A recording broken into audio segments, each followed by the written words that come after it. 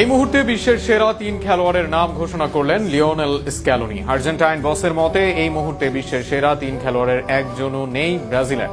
একজন ফ্রান্সের তারকা, একজন আর্জেন্টাইন তরুণ ও এক স্প্যানিশ তরুণকে এই মুহূর্তে বিশ্বের সেরা খেলোয়াড় মনে করেন এই আর্জেন্টাইন মাস্টারমাইন্ড। তবে কারা সেই 3 বিশ্ব সেরা ও লিওনেল স্ক্যালোনির বক্তব্য নিয়ে বিস্তারিত থাকছে প্রতিবেদন।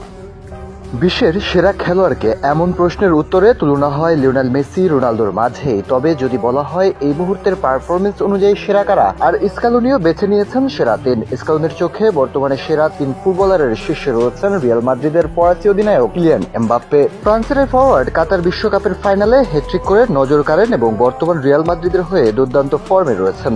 লা লিগায় সবশেষ ম্যাচে বার্সেলোনার বিপক্ষে হ্যাট্রিক করেছেন, যদিও তার দলকে হার নিয়ে মাঠ ছাড়তে হয়। এদিকে স্ক্যালোনির তালিকায় আছেন স্প্যানিশ তরুণ সেন্সেশন লামিন ইয়ামাল। বর্তমান বিশ্বে পায়ের জাদুতে ফুটবল প্রেমীদের সবচেয়ে নজর কাড়া খেলোয়াড় লামিন। এছাড়াও বর্তমান বিশ্বের সেরা খেলোয়াড় বাছাই করতে গিয়ে এক আর্জেন্টাইনের নাম নিয়েছেন স্ক্যালোনি। সেখানে আর্জেন্টিনার বিশ্বকাপ জয়ের অন্যতম নায়ক হুলিয়ান আলভারেজকে বিশ্বের সেরা 3 খেলোয়াড়ের একজন মনে করেন তিনি। এদিকে মেসি নাকি ম্যারাডোনা, কে সেরা, এমন প্রশ্নও পড়তে হয়েছে স্ক্যালোনিকে। স্পেনের সাংবাদিক সিরো লোপেজের VAR শোয়ে স্ক্যালোনি বলেন, আমি মেসির দিকে থাকছি কারণ আমি তার খেলা দেখেছি এবং জানি সে কি এবং কেমন খেলে।